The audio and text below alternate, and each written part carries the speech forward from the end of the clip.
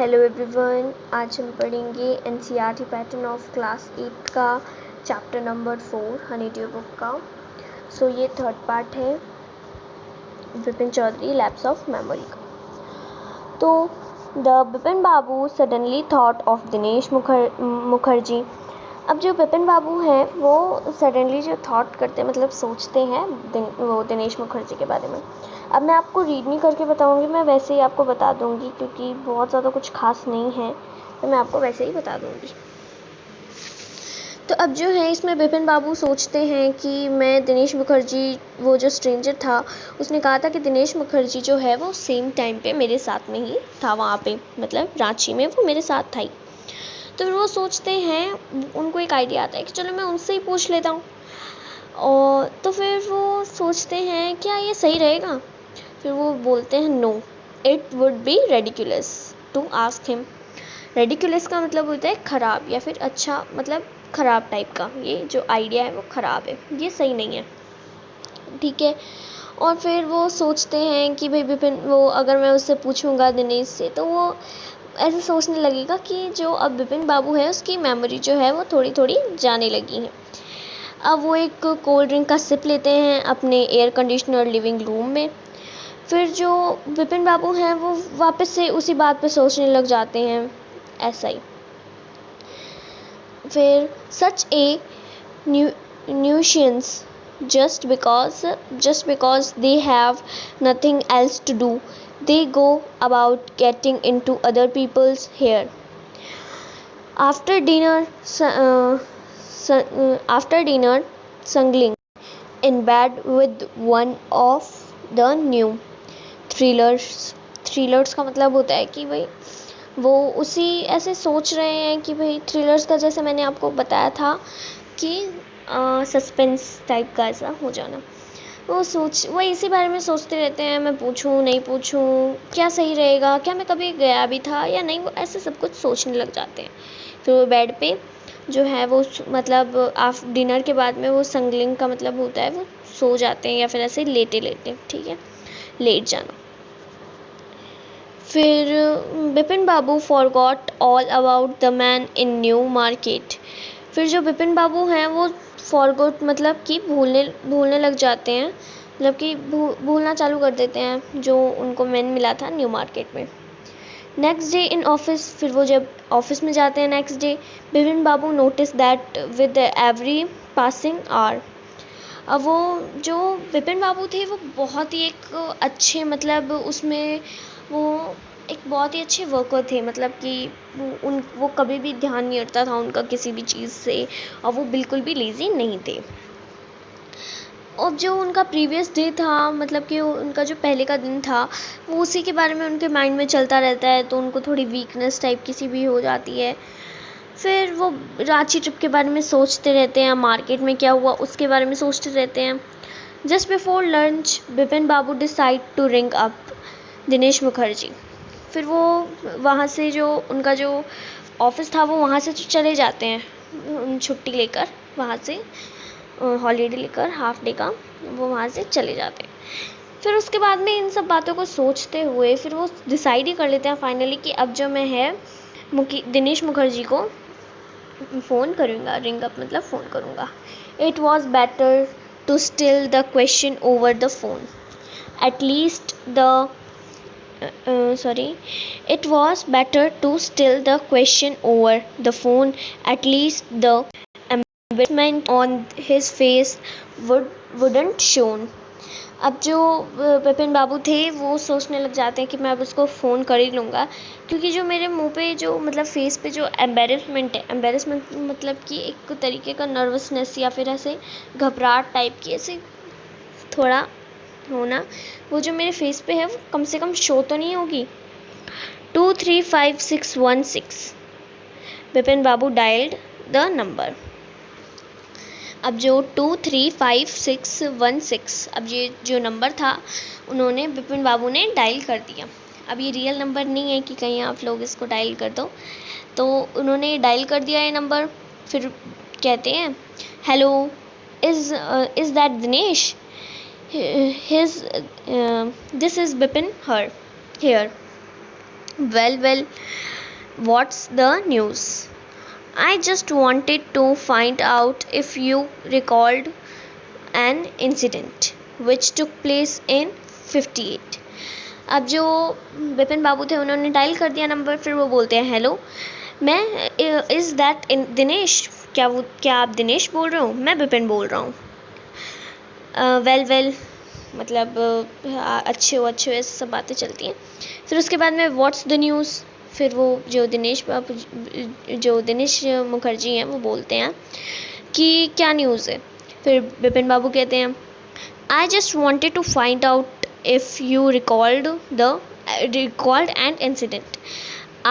मैं आपसे कुछ फाइंड करना चाहता हूँ जो अगर आपको वो इंसिडेंट याद हो जो 1858 में हुआ था। 58 इंसिडेंट, 58 व्हाट इंसिडेंट? अब जो दिनेश मुखर्जी हैं वो कहते हैं 58 में कौन सा incident? Were you in Kolkata right through that year? That's the first thing I will got to know. What? Just a minute. 58. Just let me check in my diary. फिर जो वो बोलते हैं दिनेश मुखर्जी वो बोलते हैं कि 58 में शायद मैं कोलकाता में था. रुको जस्ट अ मिनट, मतलब आप एक मिनट वेट करो, मैं अपनी डायरी में चेक करता हूँ कि मैं 1858 में कहाँ पे था. फिर for a minute there was silence. 1 minute तक उधर साइलेंस रहा. Bipin Babu could feel that his heartbeat had gone up. अब जो विपिन बाबू थे उनकी जो फीलिंग थी वो मतलब हार्ट बीट जो थी वो मतलब तेज़ी से धड़कने लगी. He was sweating A light. फिर वो धीरे धीरे मतलब ऐसे उनको हल्का हल्का पसीना आने लगा. Hello, yes, I have got it.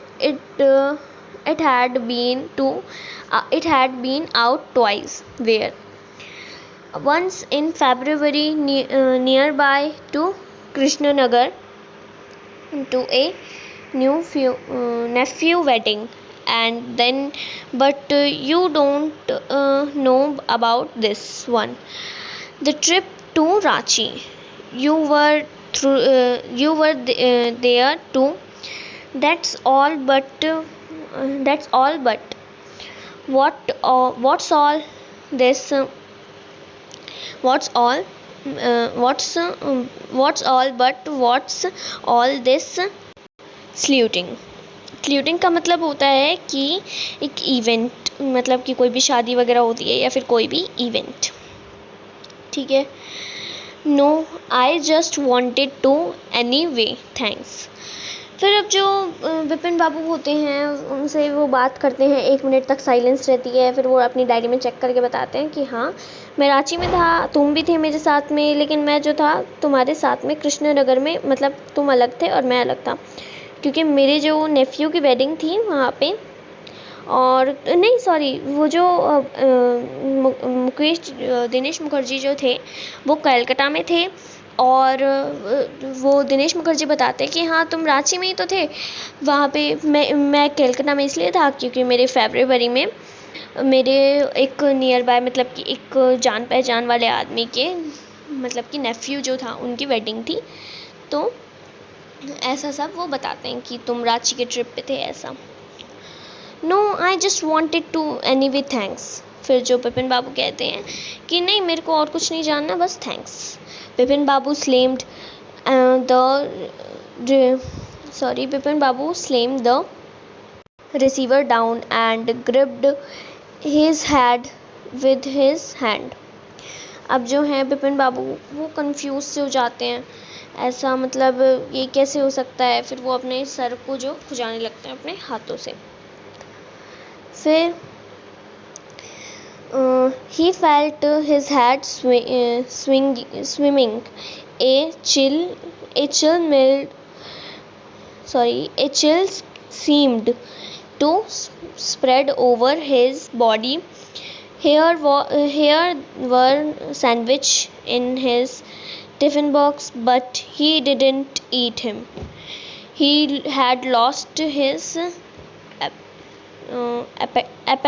Sorry appetite sorry.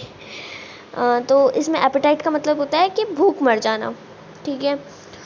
तो जो विपिन बाबू थे, अब वो जो है उनका सर चकनाने लगा था और वो ऐसे वो स्विमिंग कर रहा था, इस तरीके से उनका जो सर चकनाने लगा था। जैसे मैंने पहले बताया था कि उनको अब कुछ भी अच्छा नहीं लग रहा था, तो फिर उन्होंने जो है हाफ डे की जो हॉलीडे ले लिया था।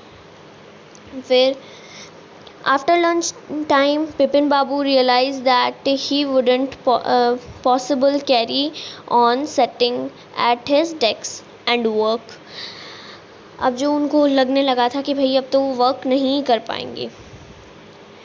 Had every happened in the 5 years he had been with the film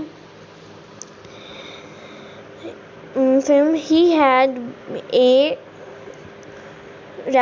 reputation for being a। अब बिपिन बाबू को यही लगने लगा था कि अब बस वो और काम नहीं कर पाएंगे। तो अब जो आगे का पार्ट है वो हम नेक्स्ट वीडियो में देखेंगे। Bye, thanks for watching. और अगर आपको ये वीडियो पसंद आती है तो please like my channel and also subscribe it. And अगर आपको ऐसी प्रॉब्लम हो रही है कि एक एक पार्ट में देखने से, तो आप मुझे वैसे बता दीजिए, मैं आपको जैसे भी सूट करेगा आप बता देना कमेंट में। तब बाय।